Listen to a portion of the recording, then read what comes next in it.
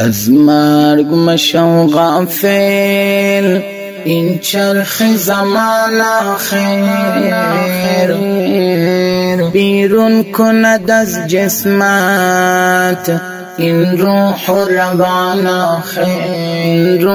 روان آخر از تخت پر از نعمت ناگاه بزیر افتی، بیگانه شود از تو این نام و نشان آخر دوری بکنن اندام اولاد و عزیزانت،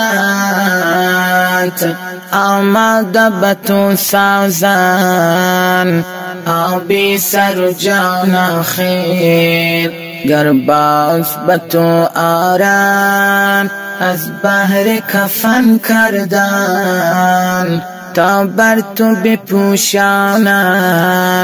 ان را به گمان آخر، تابوت تو را گیرن از خانه به دوش خود تا قبر برد انها چون باد دوان آخر، در قبر تو را مانند شوکت انسانی بابیل سرت ریزن ان خاک گران آخر، مردم همه پس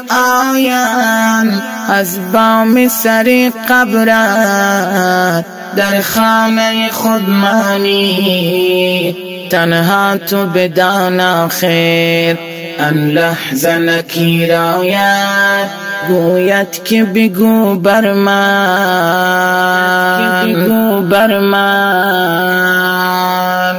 ربک ما دینو ای بنده آن آخر، گوید که رسولت کیست اظهار بکن نامش، چون شخص مسلمانی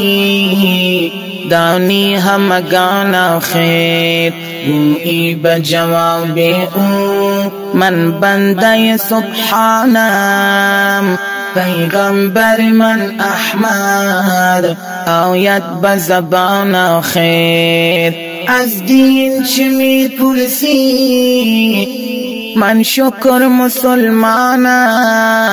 از لطف خدا سازی این گونه بیان آخر، خوشحال ملک گوید تبریک به تو جنت،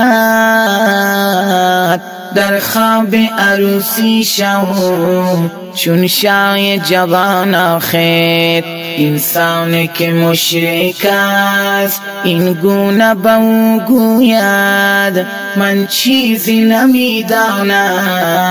از سود و زیان آخر، از خشم ملک گوید ای بیدین و لا مذهب،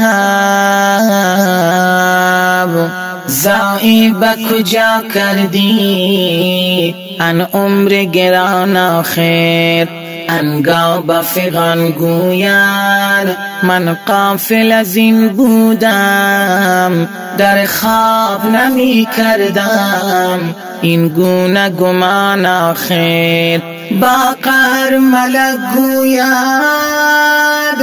ای ظالم نالایق دوزخ بود آماده بر کی نگران آخر، یا رب تو عزیزی را مغلوب نگردانی تا خم نکند پشتش این بار گران آخر.